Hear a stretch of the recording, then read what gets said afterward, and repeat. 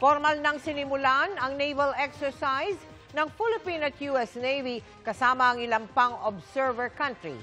Ayon sa Amerika, pagpapakita ito ng pagkakaisa ng mga bansang sumusunod sa International Maritime Law.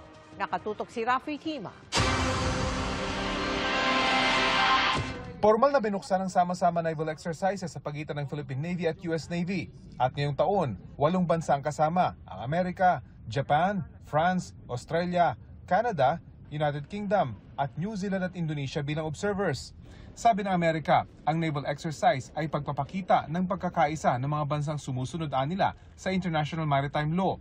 Bagamat hindi pinangalanan, pangontra raw ito sa bansang hindi nila sumusunod sa rules-based international order sa West Philippine Sea. I think that it's important that all nations have a right to sail and operate in the West Philippine Sea, free from worrying about being attacked, and attacked is probably a strong word. I would say free from being coerced, free from being intimidated. Gagawin ang 2 linggong exercises sa Metro Manila at sa mga dagat na sakop ng Naval Forces Southern Luzon na nakabase sa Legazpi, Albay. Sa isang social media post ng Philippine Navy, ipinakita nila ang paglalayag ng BRP Antonio Luna kasama ang HMCS Ottawa ng Royal Canadian Navy sa West Philippine Sea. Balak din daw ng Department of National Defense na magpatayo ng mas marami pang base militar.